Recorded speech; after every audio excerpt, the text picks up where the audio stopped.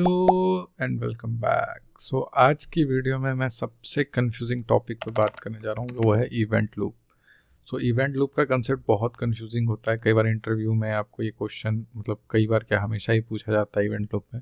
और ऐसे ऐसे क्वेश्चन ट्रिकी पूछे जाते हैं कि कहीं ना कहीं आप मिस्टेक कर जाते हो। इस वीडियो में मैं आपको पूरा A to Z एक एग्जाम्पल के साथ और थोड़े से एनिमेशन के साथ समझाऊंगा कि इवेंट लूप काम कैसे करता है। तो सबसे पहले मैं आपको एक कंपोनेंट स्ट्रक्चर के बारे में क्लियरली बता देता हूँ कि एक इवेंट लूप कैसे चीज़ें किस किस के साथ कंबाइन होकर काम करता है वो सब। अगर आप बाय वैसे देखो तो इवेंट लूप सिर्फ ये वाला पार्ट को ही कहा जाता है, ठीक है। बट इसमें सब कुछ इन्वॉल्व होता है कि heap memory, call stack, web API, micro task Q, macro task Q सब इन्वॉल्व होता है।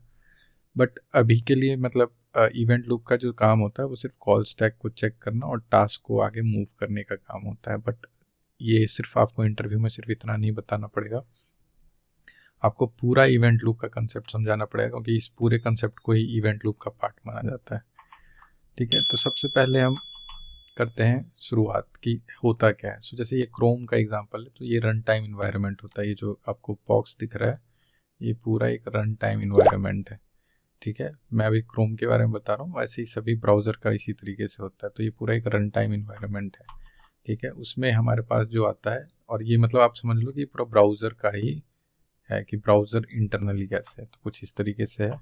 उसमें से अगर आपको मैं बताऊँ तो ये वाला जो पार्ट है ये JS का, ये JS इंजन का पार्ट है, ठीक है। JS जो V8 इंजन है, गूगल क्रोम का जो V8 इंजन है वो है, तो ये वाला पार्ट है। और ये ब्राउज़र का स्पेसिफिक है, नोड जेएस का थोड़ा अलग होता है इवेंट लूप का कंसेप्ट। अभी हम सिर्फ ब्राउज़र के लिए ही बात कर रहे हैं, तो कुछ इस तरीके से है, ठीक है। और फिर इसमें और क्या क्या होता है कि मैंने जैसे जेएस इंजन में दो चीज़ें होती है, ये होता है कॉल स्टैक और एक होता है हीप मेमोरी। अभी जो हम बात करेंगे, पूरा डिस्कशन करेंगे, उसमें हीप मेमोरी के बारे में मैं ज़्यादा बात नहीं करूँगा, मैं कॉल स्टैक से ही रिलेटेड बात करूँगा। मगर मैं आपको समझा दूंगा कि हीप मेमोरी का काम क्या होता है। जैसे ये हीप मेमोरी होता है और एक कॉल स्टैक होता है। उसके अलावा जो ब्राउज़र का कंपोनेंट होता है वो होता है वेब एपीआई, ठीक है। वेब एपीआई रिस्पॉन्सिबल होता है जैसे डॉम मैनिपुलेशन या डॉम से रिलेटेड जो भी इवेंट्स वगैरह होते हैं उसके लिए होता है। एसिंक्रोनस, यहाँ एजेक्स लिखा है, इसको आप एसिंक्रोनस जावास्क्रिप्ट एंड एक्सएमएल के लिए होता है। तो एसिंक्रोनस चीज़ों के लिए वेब एपीआई का यूज़ होता है। और टाइमर्स जो यूज़ होते हैं, set time out, set interval, उन सब के लिए वेब एपीआई का यूज़ होता है। ये जावास्क्रिप्ट का पार्ट नहीं है, एक चीज़ मैं आपको क्लियर कर दूं, ये वेब एपीआई का पार्ट है। जावास्क्रिप्ट सिर्फ हैंडल करता है इसको कि ये जावास्क्रिप्ट का पार्ट नहीं है, ये वेब एपीआई का पार्ट है। तो वो वेब एपीआई को ये काम दे देता है कि तुम्हें ये चीज़ें हैंडल करनी है, ठीक है। तो ये है। तो उसके बाद जो कंपोनेंट आता है, मैं अभी कंपोनेंट वाइज चलता हूँ, फिर डिटेल में कैसे काम करता है उसे।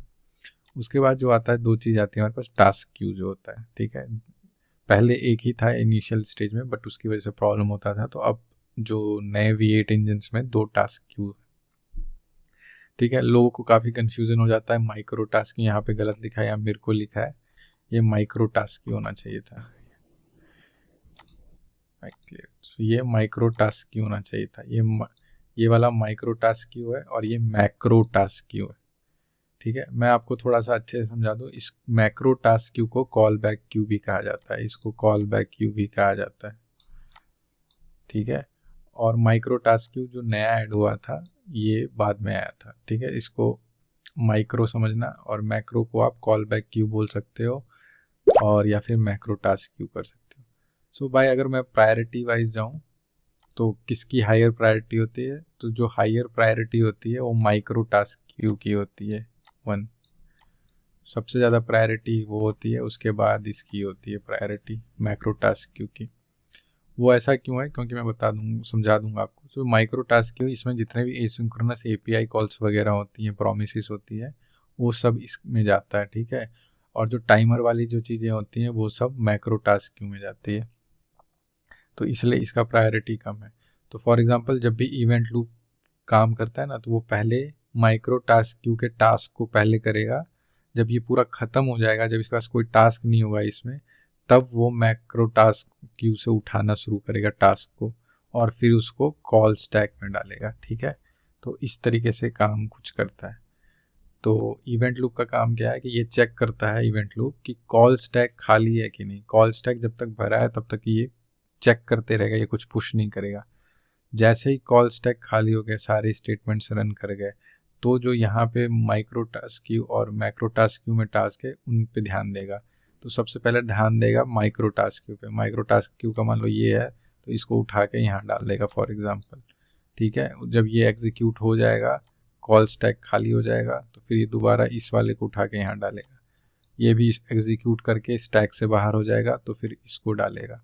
फिर जब ये तीसरा भी एग्जीक्यूट करके कॉल स्टैक खाली हो जाएगा, तो फिर जाके यहाँ से। तो हमेशा याद रखना कॉल स्टैक एक बार में एक ही बार चलता है, मतलब एक एक करके चलता है। ये नहीं कि एक साथ आप 10 टास्क देखो 10 टास्क एक साथ कर देगा, ऐसा नहीं होता है। कॉल स्टैक सिंगल स्टेट में, मतलब सिंगल थ्रेडिड, तो एक टाइम पे एक ही काम करता है। ठीक है, तो जैसे ये गया ये गया ये, जब ये तीनों खाली हो जाएगा तो फिर इवेंट लूप चेक करेगा कि कॉल स्टैक खाली है कि नहीं। तो मान लो ये सारे टास्क हो गए, ये वाले काम, तो अब खाली हो गया। तो अब जो है इवेंट लूप, मैं इनको नहीं समझ रहा हूँ, मैं समझ रहा हूँ ये गायब हो चुके हैं। तो इवेंट लूप फिर इनको उठाना शुरू करेगा और यहाँ पे कॉल स्टैक में डालना शुरू करेगा। तो एक गया, तो जब ये काम हो जाएगा इसका, फिर ये जाएगा, फिर जब इसका काम हो जाएगा तो ये ऐसे जाएगा, और जब सारा कुछ खाली हो जाएगा तो इवेंट लूप का काम खत्म। कॉल स्टैक एम्प्टी, जो आउटपुट आ गया आपकी स्क्रीन पे जो आ जाता है वो आ जाता है। तो ये पूरा इवेंट लूप का कंसेप्ट है, और ये कैसे करता है टास्क बाय टास्क, वो अभी हम आगे एग्जाम्पल में एनिमेशन के साथ समझते हैं।